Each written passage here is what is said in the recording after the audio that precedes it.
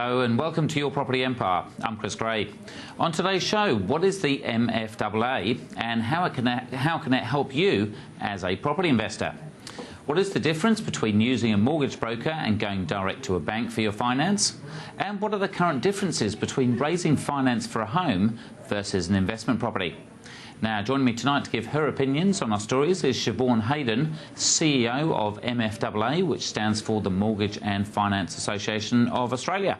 Good to see you. Thanks for joining us on the show. Thanks, Chris. So tell us all about the MFAA for a lot of people that probably don't understand what it means. Yeah, so Mortgage and Finance Association of Australia represents the finance brokers in the Australian market, 12,000 members. And recent research shows that we're 52% nearly of the market, so of all mortgage flows in the market now come through finance brokers. So, yeah, firmly cemented profession in the market.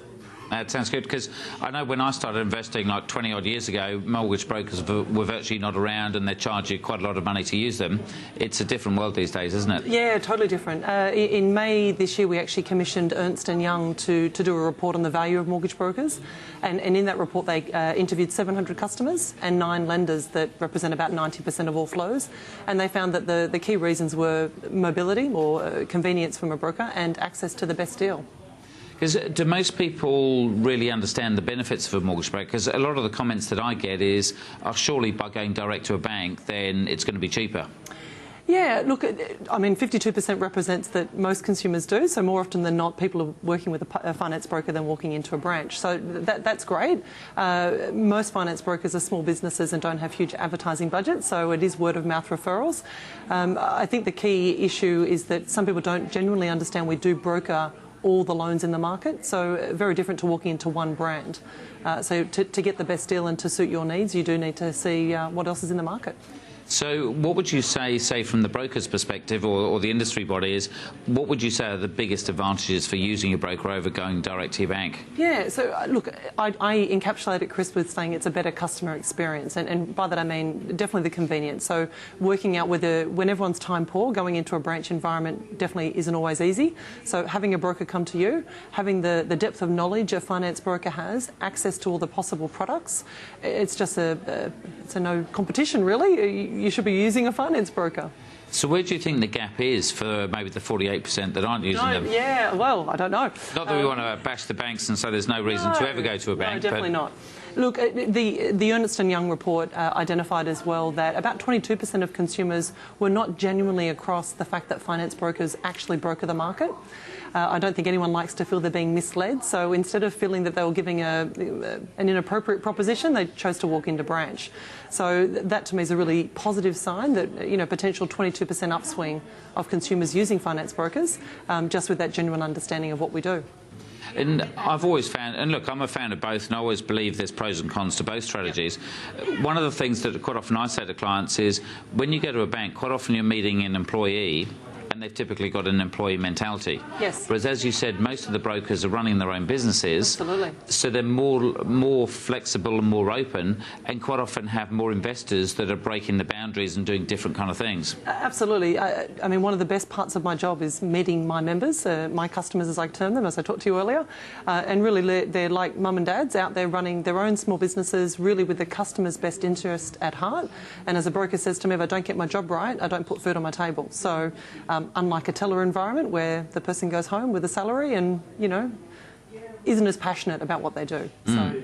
And also I found that with a lot of them, they'll actually kind of coach and train and educate their clients. Absolutely. Rather than say, right, I want a home loan, and they're doing what they're told in a way. Yeah, the current environment in which brokers work under the National Consumer Credit Protection Act, a lot of words, but effectively you're required as part of the job now to really spend a lot of time with your customer, really understanding their financial requirements, not just now but also into the future.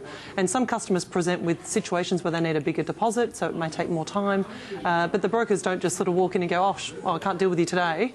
They do spend that time with that customer to really help them understand how to best position themselves down the track for that loan. And maybe that's a good thing to talk about, is this responsible lending, because whilst you want to be encouraged to go off and invest, again, from previous things is they want to try and control things so that you don't just go and buy 10 properties off the plan and do something stupid. Oh, for sure. Look, there's a number of steps in relation to that financial engagement with a finance broker that really doesn't does understand where are you currently at with your financials, what are you looking to obtain, and that may be a 5 or 10 year goal, and then looking at what's available in the market and what you're trying to do. So there's a whole range of initiatives that need to be considered before a finance broker is in a position to recommend a suitable solution. And again, if they think the customer is going to be doing something that's slightly reckless and over-borrowing, it's basically they've got the responsibility to say, no, we can't provide a loan. Absolutely, yeah, absolutely. And I mean, at the end of the day, everyone has a certain level of money they can borrow and or repay. So unless you're earning a ridiculous amount of money, more than you and I combined, you're not going to be in a position to do that, particularly with the cost of housing today. And I guess in this environment, this is why it's so important, because interest rates are historically low. That's right. And you don't have to be a genius, or hopefully you don't have to be a genius to realise that it will rise in the future. Totally, but once again, consumers are not fully across. When you are assessed for a loan and given the money by a lender, let's say, finance brokers don't provide money, it is assessed at a much higher rate. So 2.5% buffer is generally applied, just to ensure that there's a tolerance for particularly people getting finance to start with, that they have that ability to stretch themselves when interest rates do rise. Now, you mentioned about the Ernst & Young report that you went through. What are some of the other findings that you found in there? What was really great to see, Chris, was that the 9 lenders that were also interviewed as part of that study, identified that we're a genuine partnership model with finance brokers, and that we'll eventually get to about 60% of the market. So that was really humbling. And the other key learning was that customers, when they engage with a finance broker, are expecting a bundled discussion. And with that, they meant learning more about insurances and credit cards, as well as their finance product. Now, you mentioned obviously 52% of people using a broker. What's your percentage that you're trying to get to, and you're trying to get to 100%, and where do you think the main demographic is? Yeah, so look, I don't think 100% is viable or reasonable. I think the lenders' approach to saying a 60% is definitely reasonable, potentially higher. We'll see how that moves. The demographic currently for finance brokers is 25 to 34 or 65 and plus with a combined income of 100,000 or more.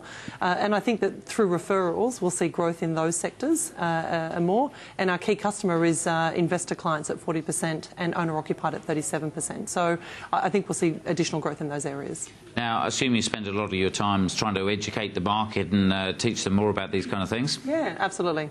Wonderful. Look, if you'd like to know more about investing in property, why not come along to the Sydney Property Buyer Expo, which starts this Friday the 30th of October and runs over Friday, Saturday and Sunday. Now, Siobhan will be talking about all the benefits of engaging a finance broker, and I'm going to be discussing why you might want to rent your own home and invest elsewhere rather than actually owning your own home. Now, for more information on the show and all the various different speakers, go to propertybuyerexpo.com.au, and if you would like some free tickets, enter the code EMPIRE and you can get in absolutely free. Now, joining us on the show now is Tom Panos, Head of Real Estate Advertising at News Corp. He's in our Sydney CBD studio. Welcome, Tom. Hi, Chris. How are you going? Good to see you. Now, certainly we've got 3 properties on the market today. I think we've got some fabulous ones, so kick it off with number 1. Okay, 147 Denniston Street, Camperdown, 2-level extension, property set on 250 square metres of land, a dual-access block with a wide street frontage. It's got a price guide of $1.6 million. This was featured in a News Corp publication, and well, that's one of the reasons why we pick it. We feature homes that are in our papers. We also feature it, Chris, because the agent has told us that he's had a lot of buyers look at it. And it's amazing now, even at 1.6, then the market's still pretty strong, isn't it? It is pretty strong. What I'm noticing, Chris, is that we still got one strong bidder. What's disappearing sometimes is the second or the third or the fourth strong bidder. So properties are still getting good prices, but real estate agents are taking out the negotiation skills that they learned back at real estate school. So they're actually working for a living these days? Correct. Sounds good. Okay, number 2. And number 2, this is a beautiful property, Adamstown Heights. This is about a 10-minute drive to Newcastle and Newcastle beaches. This property here, bespoke property, there's nothing to do, streamlined design, lots of light coming through. It really is a beautiful, beautiful home, Chris, and it's probably one of the best ones that we've had on the show this year.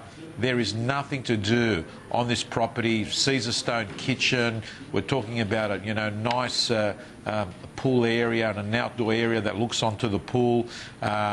Beautiful finishes, and at a price guide of over 1.4, it's good buying, and it's in Adamstown Heights. And Sveta from McGrath Estate Agent, she's got it, so go and have a look at it. 16 Eaton Close, Adamstown Heights. Now, Tom, with all your papers, obviously you can see straight away which properties are being advertised. Do you find that, obviously with prices growing, that more people are looking at places like in Newcastle rather than living in the heart of Sydney, and either maybe commuting down or doing a different style of job?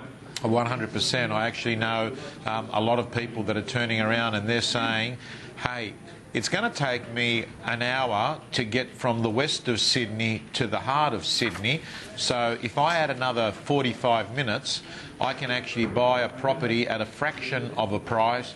I can have the beach at my doorstep.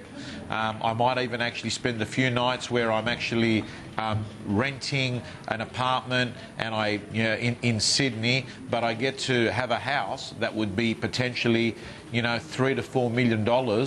So we're seeing that happen all the way up the north coast. It's amazing the affordability difference. So just looking at those two different properties of someone that wants to live right in the heart versus someone that's got the flexibility to be a bit further out. Well, they're about the same price, Chris. Yeah, so absolutely amazing. Okay, number 3. And number 3 is 66A Carey Street in Marrickville.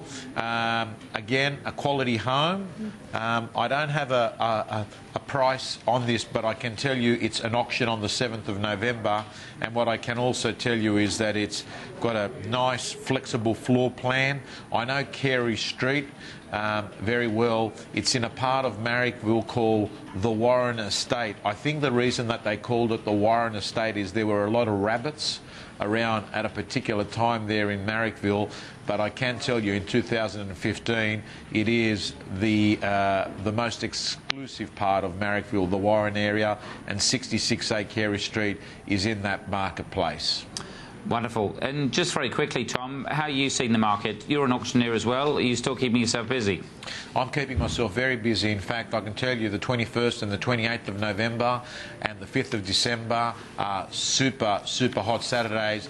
Incredible buying opportunities. I know I saw you during the week, Chris. You thought to yourself that it was still hard to find a really good buy. All I can tell you is that there's more listings on the market, and the banks talking about rates going up means it's probably a better time now than it was 6 months ago to buy a property.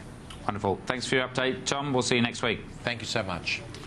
We're going to take a short break, but we'll be back soon. You're watching Your Property Empire.